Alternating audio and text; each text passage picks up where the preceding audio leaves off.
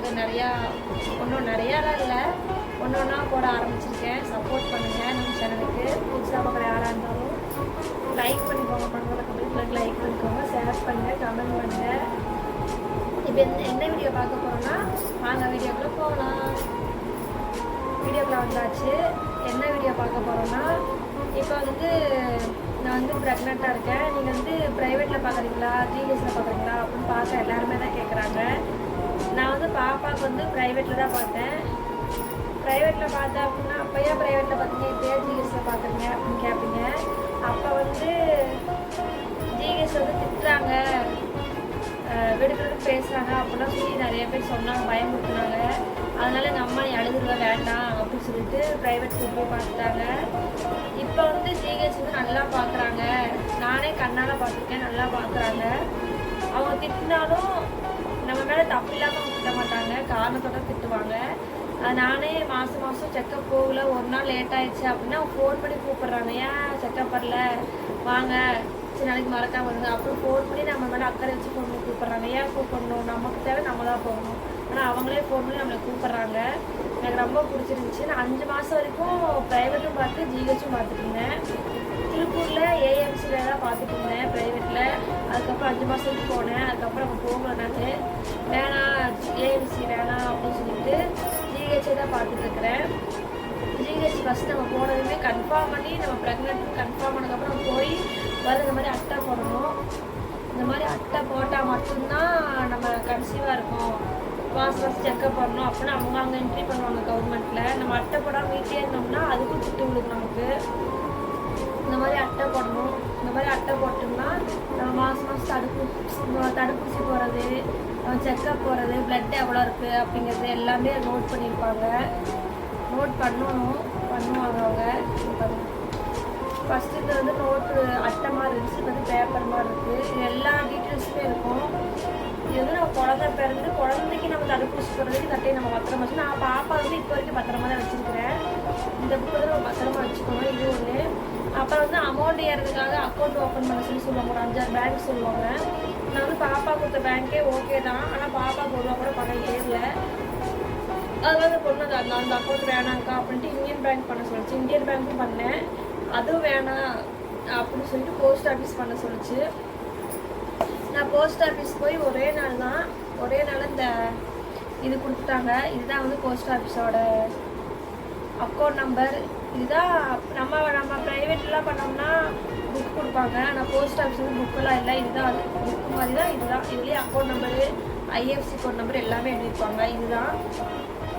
அப்புறம் பணம் ஏறதுக்கான நம்ம அக்கௌண்ட் இதை கொடுத்துட்டோம் அப்படி விடக்கூடாது. இருந்தால் இப்போ அந்த நர்ஸ் அக்கௌண்ட் அப்ளை பண்ணும்போது எனக்கு அப்ளை ஆகலை. ஜாதி சான்றிதழ், ஆதார் கார்டெலாம் கேட்டாங்க, நான் கொடுத்தேன், ஆனால் அப்ளை ஆகலை எனக்கு.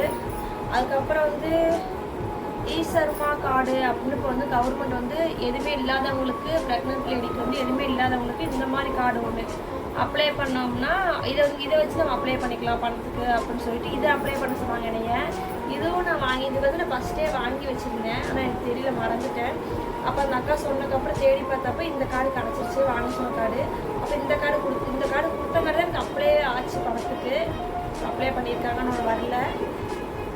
இந்த கார்டு அப்ளை பண்ணணும், ஈசர்மா கார்டு அப்படின்னு சொல்லிட்டு ஒரு கார்டு இருக்கும். அந்த கார்டு நம்ம அப்ளை பண்ணி நம்ம வாங்கி ஜிஹெச் கொடுத்தாலும் நம்ம பணம் ஏறதுக்கான வாய்ப்பு இருக்குது.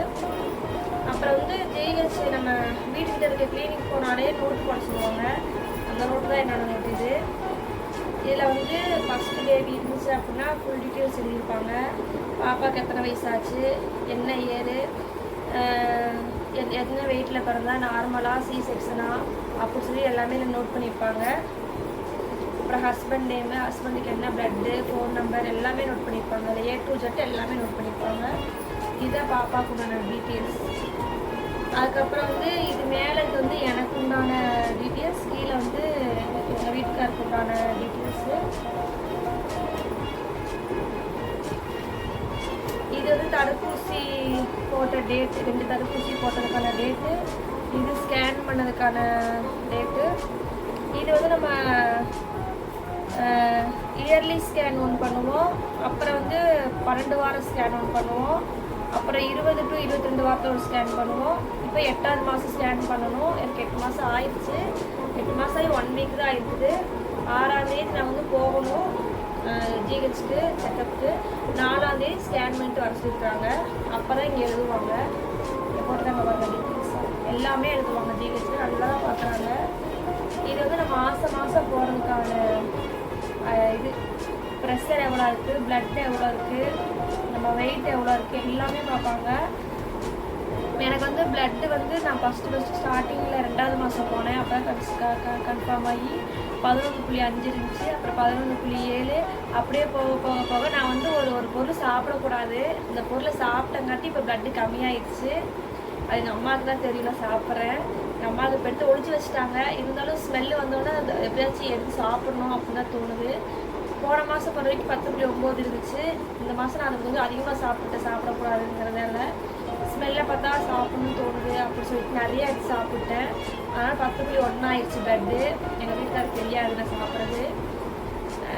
இப்போ வந்து நேற்று வந்து எங்கள் வீட்டில் வந்து சௌரட்டி ஆட்டோட சௌரட்டி இருக்குது பார்த்தீங்களா, அது வந்து வாங்கிட்டு வந்து கொடுத்தாங்க. அதை சாப்பிட்டு வாரம் அதை சாப்பிட்லாம். இந்த பொருள் நிப்பாட்டிட்டு ஸ்மெல்லு வந்தாலும் பரவாயில்ல, இன்னும் ஒன் மந்த் தானே இருக்குது, நம்ம எப்படியாச்சும் வாயை கட்டுப்படுத்திட்டு நம்ம பிளட்டை அதிகப்படுத்திடுவோம் அப்படின்ட்டு நேற்று சௌரட்டி வந்து எங்கள் வீட்டில் வாங்கிட்டு வந்து கொடுத்தாங்க. அதை நான் சாப்பிட்ருக்கேன். 6ஆம் தேதி போனால் தான் பிளட்டு அவ்வளோ இருக்குன்னு தெரியும். பிளட்டு கம்மியான அதுக்கும் திட்டுவாங்க. பிளட் ஊசி போட மாட்டேன்னு சொல்லிட்டாங்க. 8 மாதம் ஸ்டார்ட் ஆயிடுச்சு அப்படின்னா அவங்களோட கண்ட்ரோல் வந்து 8 மாதத்துக்கு மேலே ரத்த ஊசியோ இல்லை பிளட்டு ஏற்றுறதோ அது எதுவுமே கிடையாதுமா. அதனால் நம்ம தான் நம்மளோட ரத்தத்தை ஏற்றணும் அப்படின்னு சொல்கிறாங்க. ஆனால் அந்த சாப்பிடக்கூடாத பொருளை வந்து நான் சாப்பிட்டு தான் இருக்கேன். இப்போ வரைக்கும் எங்கள் அம்மாவுக்கு தெரியாமல் சாப்பிட்டு தான் இருக்கிறேன். எங்கள் அம்மாவுக்கு தான் திட்டுவாங்க. வீடியோவை பார்த்து எங்கள் அம்மா என்கிட்ட கேட்பாங்க. இது வந்து இந்த பேப்பர்லாம் வந்து நம்ம டெஸ்ட் எடுக்கிறோம். அந்த டெஸ்ட் எடுக்கும்போது அந்த கம்ப்யூட்டர் வர பிளட்டு ப்ளஸ் அதெல்லாம் கம்ப்யூட்டர் வருது. எத்தனை மாதம் போயிருக்கோம் அப்படிங்கிறது இதுலேயே தெரிஞ்சு போயிருக்கோம். மாதம் போகலைன்னா கண்டுபிடிச்சிருவோம்.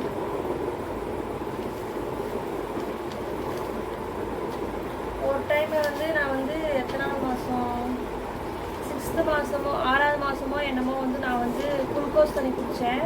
குளுக்கோஸ் தண்ணி குடித்தப்ப சப்பாத்தி சாப்பிட்டு குளுக்கோஸ் தண்ணி குடிச்சா கொஞ்சம் தலை சுத்தல் வந்துடுச்சு.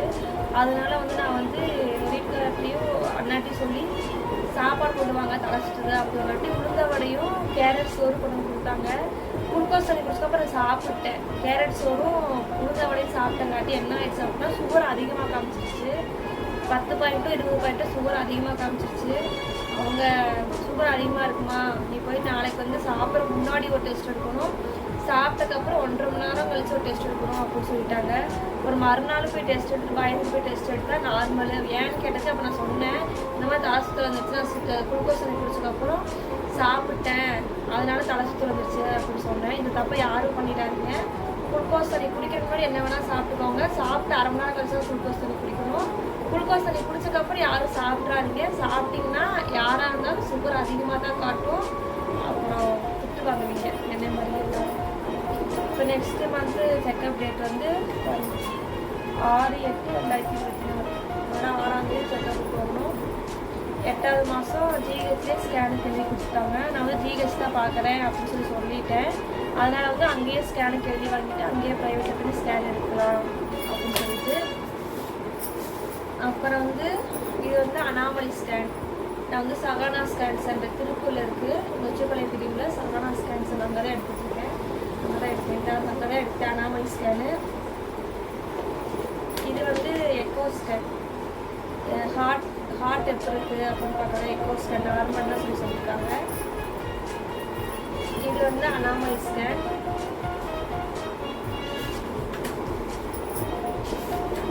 இதுதான் பேபியோட உறுப்புகளாக எப்படி இருக்குன்னு பார்க்குறேன். அனாமலி ஸ்கேன் எதுவுமே எனக்கு தெரியாது, அதனால நான் சும்மா திருப்பிட்டு இருக்கேன். எப்படி சொல்கிறது தெரில. ஹார்ட் பீட் வந்து 147 தான் இருக்குது. நான் ஓகே தான். நெக்ஸ்ட்டு வந்து அவ்வளோதான். பேபி வெயிட் வந்து அனாமலி ஸ்கேன் 6 மாதத்தில் எடுத்தப்போ வந்து 450 கிராம், 450 1/2 கிலோ கூட 450 தான் இருந்துச்சு. 66 சென்டிமீட்டர் அவ்வளோதான் இருந்துச்சு.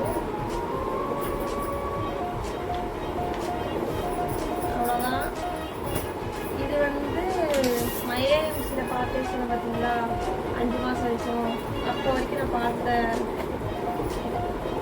5 மாதம் வரைக்கும் ஏஎம்ஸில் பார்த்துட்டு இருந்தேன். அப்போ பார்த்ததோட ஃபஸ்ட்டு பார்த்ததோட ரிப்போர்ட்ஸ் அவ்வளோதான்.